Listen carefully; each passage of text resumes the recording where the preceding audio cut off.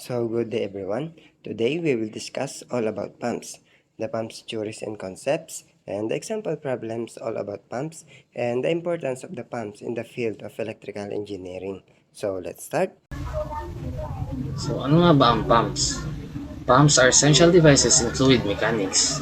It is used to move fluids, liquids or gases from one place to another. They play a crucial role in various industries including water treatment, oil and gas, chemical processing, and HVAC system. Dito sa water treatment, they use pumps to transfer water through various stages of purification, including filtration. They make sure din na malinis yung supply ng tubig para sa residential, commercial, at industrial use. Sa oil and gas naman, mahalaga yung pumps para sa pag-extract ng crude oil o yung tinatawag na crudo mula sa wells. Example nga dito yung gasoline, diesel, at jet fuel. Sa chemical processing, yung pumps doon yung nag-handle at nagtatransfer ng raw materials, intermediate products, intermediate products, at mga finished chemicals. Additional lang, yung in firefighter systems, high pressure pumps yung ginagamit nila para mas maging effective yung pag-apula nila ng apoy. Kasi nga yung sa high pressure water. Yung isa pa yung agriculture. Ginagamit din yung pumps para kumuha ng tubig mula sa mga ilog, lawa at balon para diligan yung mga pananim nila. Sa schematic naman na to, makikita natin ang proseso ng pump fluid mula sa feed tank hanggang sa destination tank. So, explain ko nga kung paano to nag-work. So, dito sa feed tank, dito nagsisimula ang fluid. Ito yung magiging storage tank. Next naman yung filter. Dito dumadaan yung fluid para maalis ang mga impurities o mga particles na pwedeng makasira sa pump. So, next yung suction line. Ito yung linya kung saan hinihigop ng pump yung fluid mula sa feed tank. Yung pump naman, siya yung nagbibigay ng energy para malipat yung fluid. Tapos next, yung control value. Ito yung nagre-regulate ng flow ng fluid. Yung flow meter naman, sinusukat nito yung dami ng fluid na dumadaloy sa system. Halaga to para malaman kung gaano karaming fluid ang naipapasa. Next, sa heat exchanger, ginagamit naman to para baguhin ang temperature ng fluid. Pwede dito yung mainit o malamig, depende sa requirements ng proseso. Next naman, second filter. Dito para mas siguro malinis talaga yung fluid. Dito naman sa miscellaneous equipment, dito dumadaan ang fluid sa iba't ibang additional equipment. Tapos dadaan na siya sa discharge line, tapos destination tank or final storage.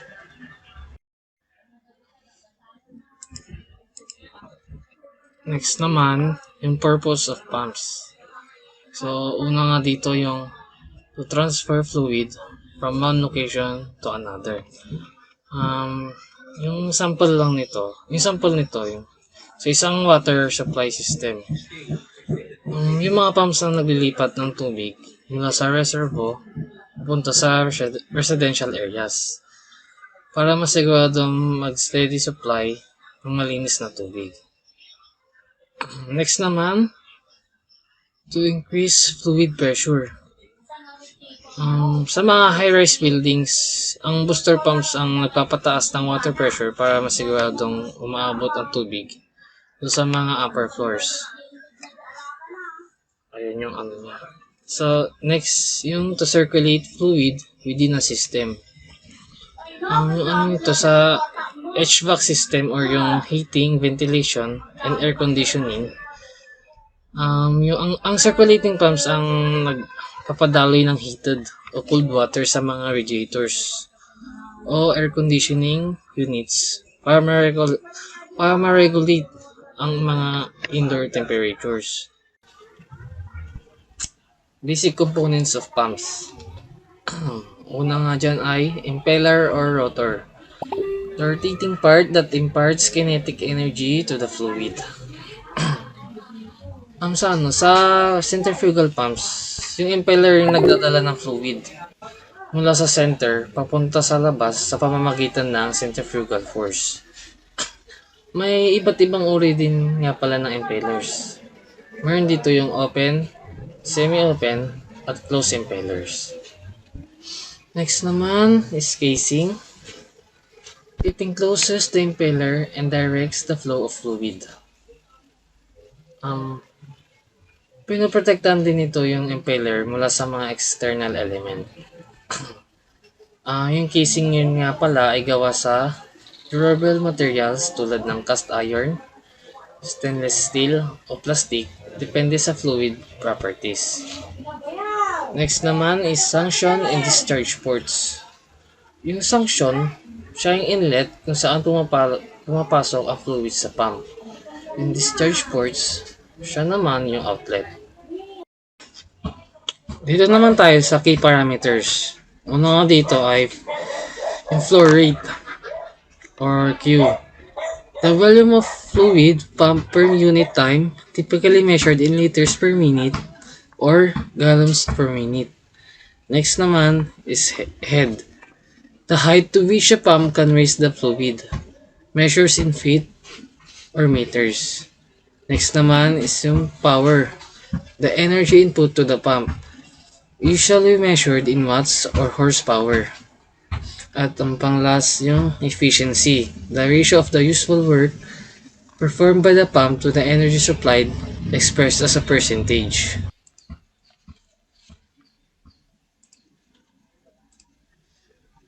Dito naman tayo sa types of pumps. Meron tayong dalawang klase.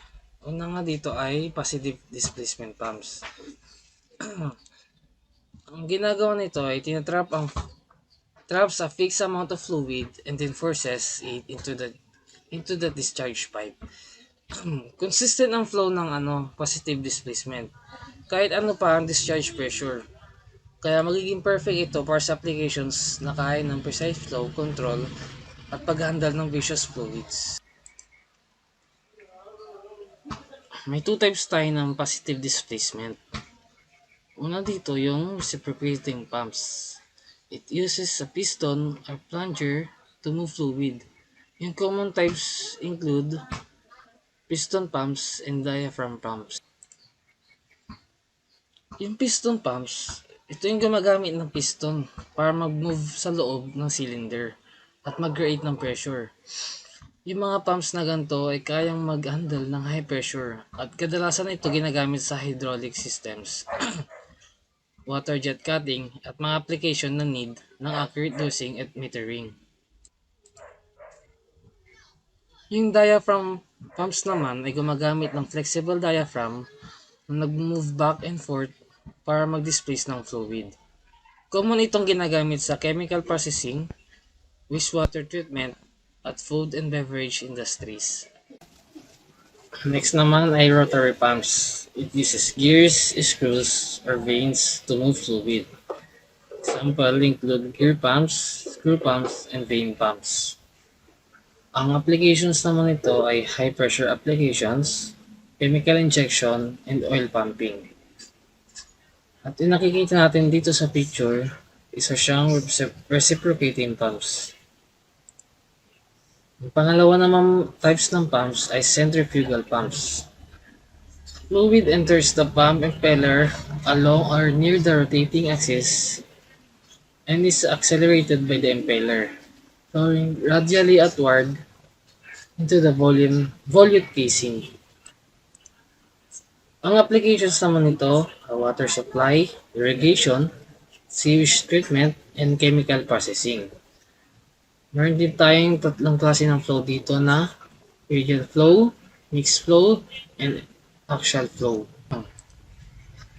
Dito naman tayo sa proponents and their contributions. Unang-una nga dito ay si Daniel Bernoulli. Siya ay nag-develop ng Bernoulli's Principle, crucial for understanding fluid behavior in pumps. Next ay si Leonhard Euler. Siya ay nag-formulate ng Euler's pump equation. Isa itong key element in the analysis and design of centrifugal pumps. Next naman is si George Corliss. Siya ay nag-innovate ng Corliss steam engine, which influenced pump design, particularly in terms of efficiency and control mechanism. And last is si Henry Darcy. Contributed to the Darcy-Weisbach equation, important for calculating pressure losses in piping systems connected to pumps. So next is the pump curve. Pump curve. What is a pump curve? A pump curve is a graphical representation of a centrifugal pump's performance characteristics. It shows the relationship between the flow rate Q, which is yung nasa x-axis ng graph, and yung head, which is yung nasa y-axis under the left side of the graph, and the power consumption P of a pump na nasa y-axis at the right side of the graph. So the pump curve is generated by testing the pump in a laboratory and plotting the data on a graph. By understanding this curve, napipili natin yung right pump para sa certain application nito at para ma-maximize or ma-optimize yung efficiency ng graph. So yung next slide. So the different curves that we can see on the graph are the head versus flow rate curve or the HQ curve, the efficiency curve, power or energy curve, and pump family curve or the selection curve. Next is so first is the head versus flow rate curve. So the flow rate and head are the two primary parameters that define pump's performance. Flow rate is a volume of fluid that pump can deliver per unit time, and head is the height of the pump that can lift the fluid. So based from the curve, makikita natin na habang tumataas yung flow rate, bumababa yung head. So this indicates na kung mas maraming tubig na dumadaan sa pump, mas mababa yung pressure na nabibigay nito. Therefore, ang makikita natin sa curve ay pababa. So next is yung efficiency curve. So this shows the relationship between the pump's efficiency and flow rate at a constant rotational speed.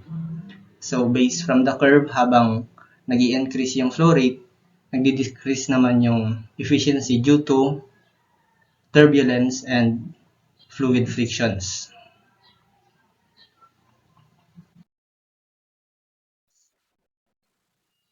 Next is the power and energy curve. So power is directly proportional in energy. So kung malakas yung flow ng tubig, malaking kuryente rin yung need or yung makukonsumo ng pump. So lastly, we have the pump family curve.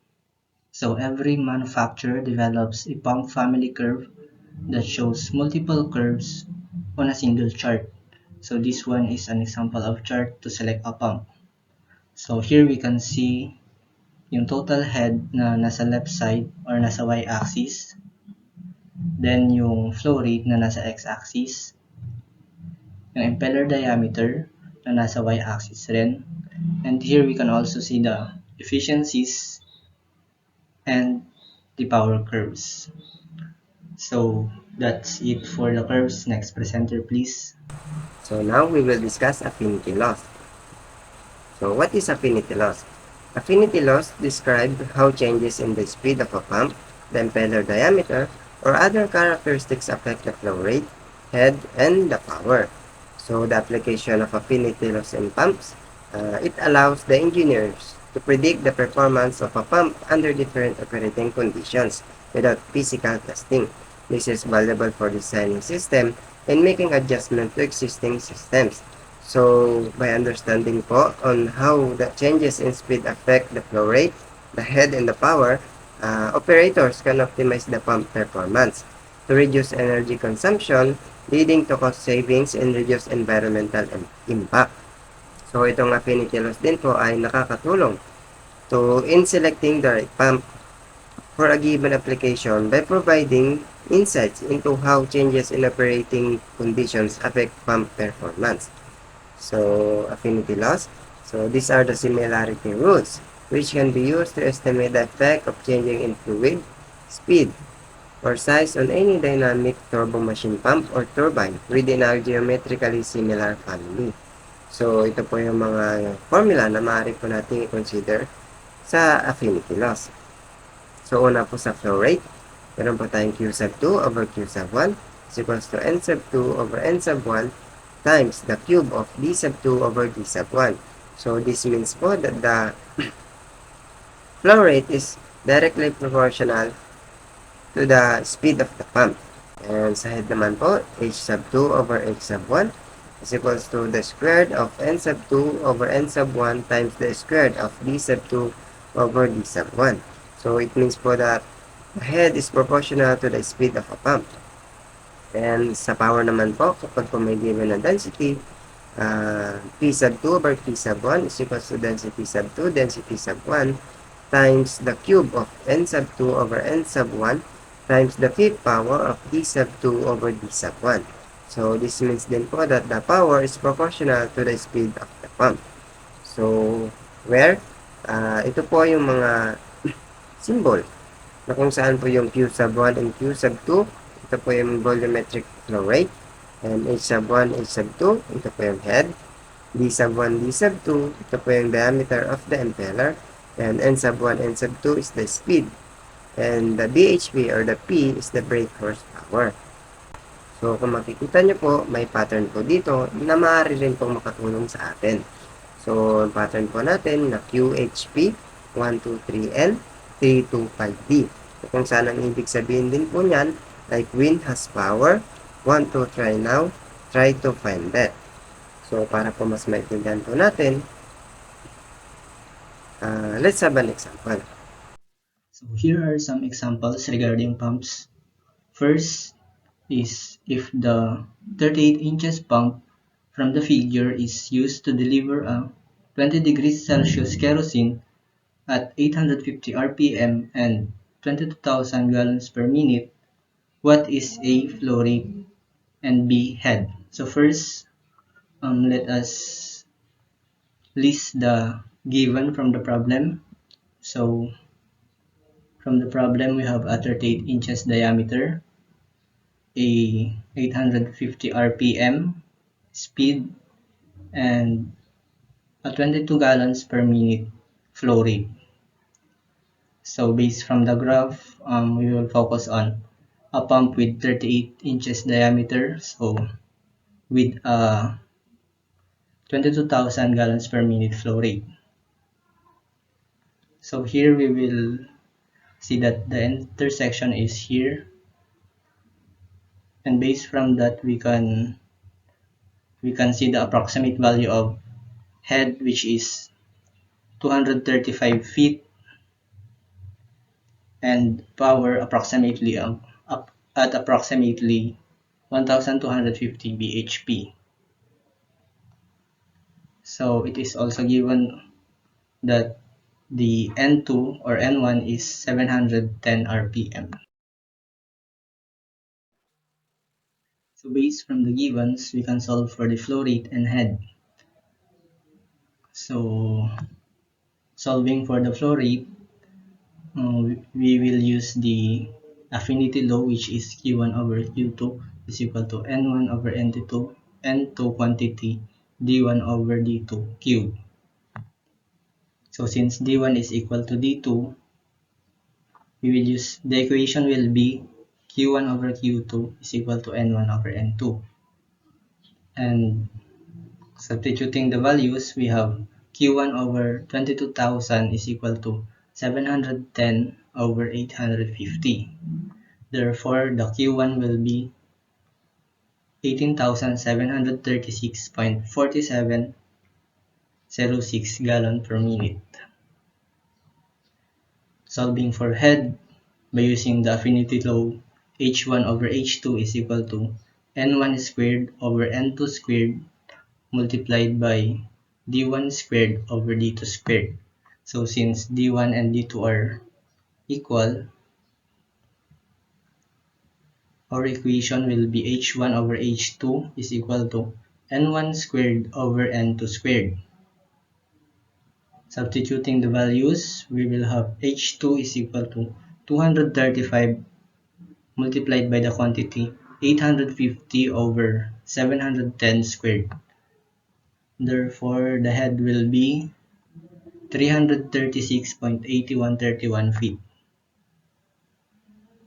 Next slide.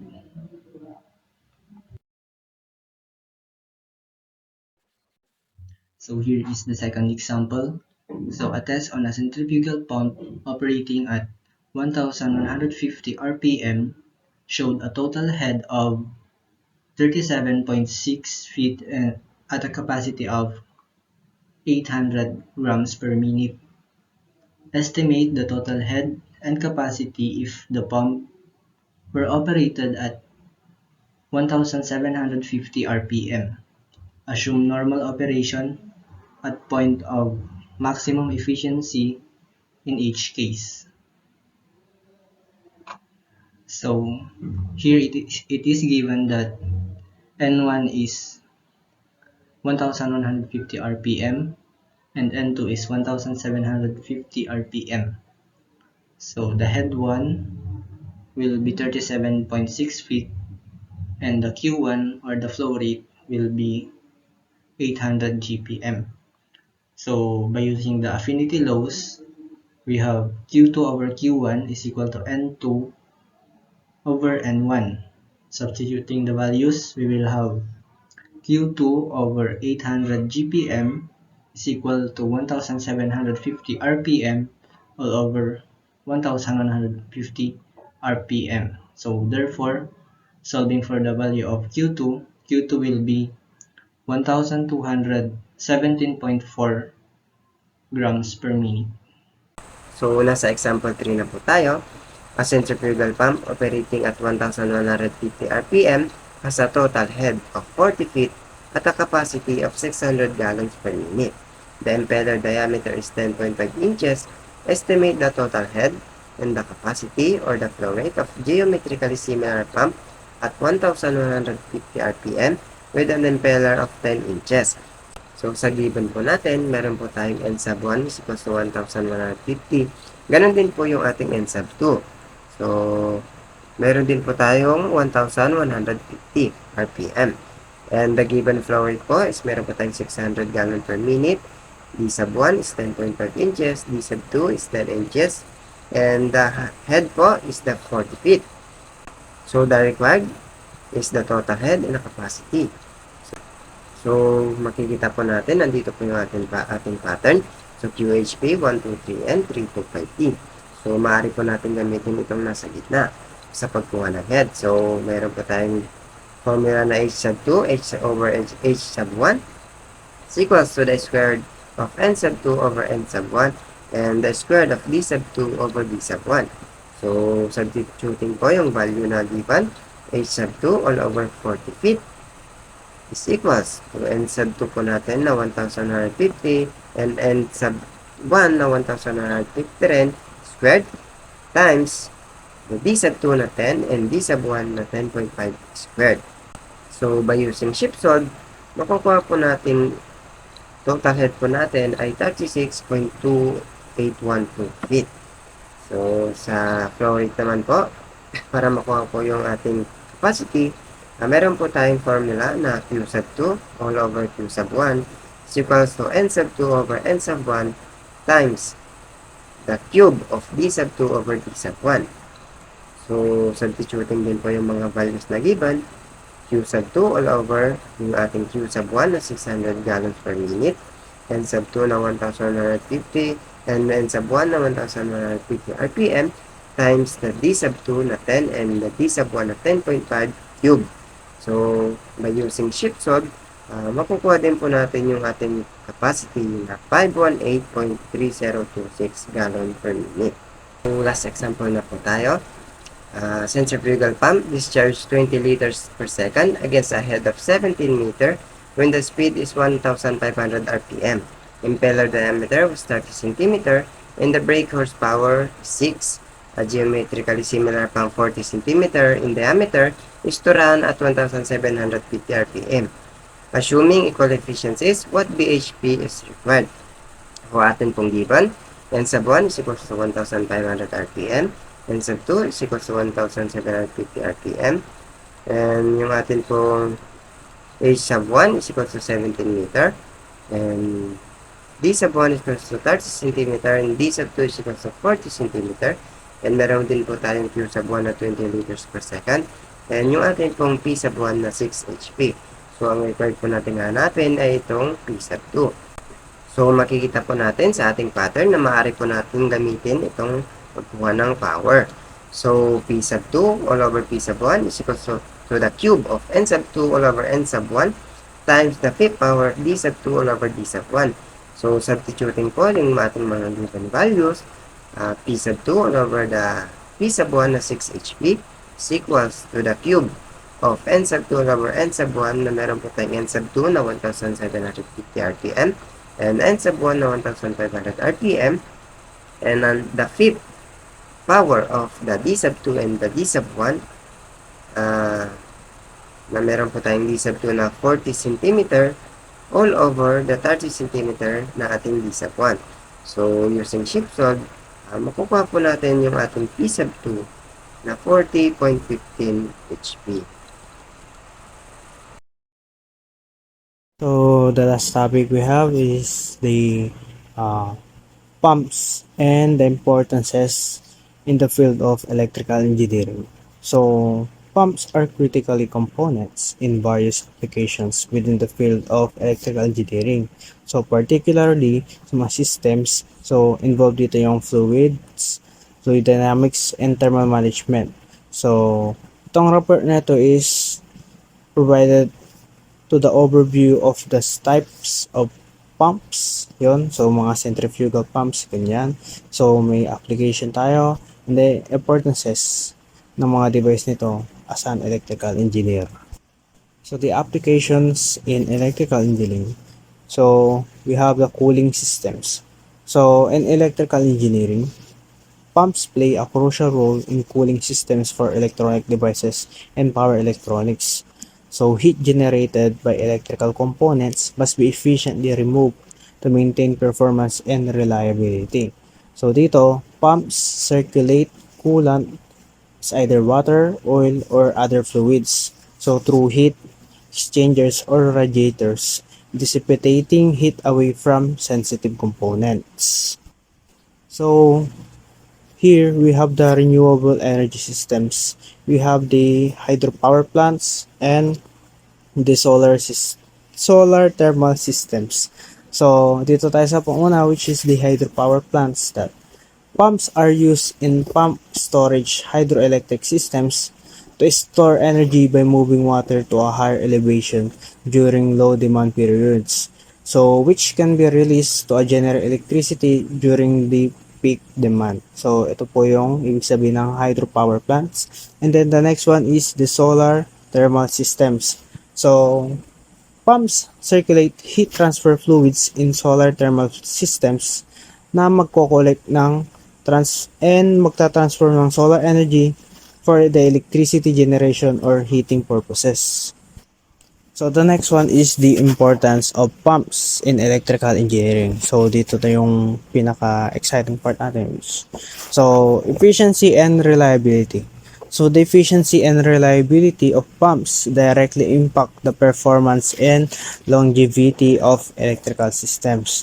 So dito, yung mga high efficiency pumps na nagre-reduce ng energy consumption and operational costs, while reliable pumps ensure that continuous operation without frequent maintenance or downtime.